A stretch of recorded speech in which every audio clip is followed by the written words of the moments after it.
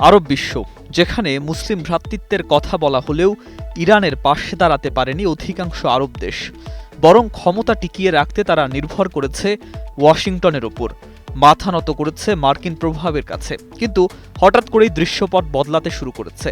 যে সৌদি আরব এতদিন আমেরিকার পক্ষে ছিল, সেই দেশই এখন যুক্তরাষ্ট্রকে বলছে সংঘাত থামাও, আলোচনায় ফেরো। প্রশ্নটা তাই স্পষ্ট, কেন এই বদল? হরমুজ প্রণালী ঘিরে কি এমন বাস্তবতা তৈরি হলো যা সৌদিকে বাধ্য করল নিজেদের পুরনো অবস্থান পুনর্বিবেচনা করতে? এই বিদেশের কুকুর ছেড়ে হঠাৎ কেন স্বদেশের ঠাকুর ধরল সৌদি আরব? প্রথমত, হরমুজ প্রণালী শুধু একটি জলপথ নয়, এটি বিশ্বের জ্বালানি অর্থনীতির প্রাণরস। প্রতিদিন বিপুল পরিমাণ তেল এই পথ দিয়ে বিশ্ববাজারে পৌঁছায়। ইরান যদি এটি কার্যত বন্ধ করে রাখে বা সংঘাত বাড়ে, তাহলে তেলের দাম আকাশ ছোঁয়া হয়ে উঠবে, যার সরাসরি আঘাত পড়বে সৌদি আরবের অর্থনীতিতেও। তাই যুক্তরাষ্ট্রের কঠোর অবস্থান, বিশেষ করে ডোনাল্ড ট্রাম্পের অবরোধ নীতি সৌদির কাছে এখন আত্মঘাতী মনে হচ্ছে। তারা বুঝেছে, যুদ্ধ যত দীর্ঘ হবে, ক্ষতি তত গভীর হবে, শুধু ইরানের নয়, পুরো উপসাগরীয় অঞ্চলের। দ্বিতীয়ত, ইরানের পাল্টা কৌশল সৌদির জন্য বড় দুশ্চিন্তার কারণ হয়ে দাঁড়িয়েছে। আরব কর্মকর্তাদের আশঙ্কা, যদি যুক্তরাষ্ট্র চাপ বাড়ায়, তাহলে ইরান শুধু হরমুজ নয়, বাবেল মানদেব স্ট্রেইটের মতো গুরুত্বপূর্ণ পথও বন্ধ করে দিতে পারে। এই পথটি লোহিত সাগরের প্রবেশদ্বার, যা সৌদি আরবের তেল রপ্তানির জন্য অত্যন্ত গুরুত্বপূর্ণ। অর্থাৎ যুদ্ধের আগুন ছড়িয়ে পড়লে সৌদি আরবের নিজস্ব রপ্তানি ব্যবস্থাও ভেঙে পড়ার ঝুঁকি তৈরি হবে। তাই তারা এখন সংঘাত নয়, বরং সমাধানের পথ খুঁজতে বাধ্য হচ্ছে।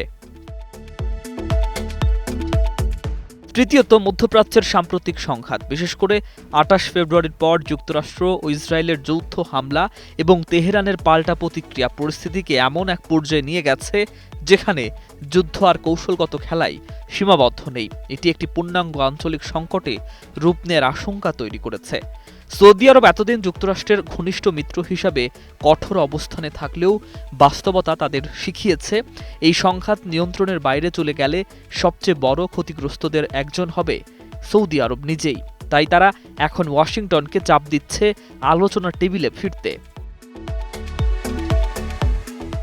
এদিকে ফক্স নিউজকে দেয়া সাক্ষাৎকারে ট্রাম্প যুদ্ধ শেষের পথে বলে যে মন্তব্য করেছেন, সেটিও এই কূটনৈতিক নাটকের একটি গুরুত্বপূর্ণ ইঙ্গিত। একদিকে তিনি অবরোধ আরোপ করছেন, অন্যদিকে যুদ্ধ শেষের বার্তা দিচ্ছেন। এই দ্বৈত অবস্থান সৌদি আরবকে আরও সতর্ক করে তুলেছে। তারা বুঝতে পারছে, এই অনিশ্চয়তার খেলায় নির্ভরশীল থাকা বিপজ্জনক।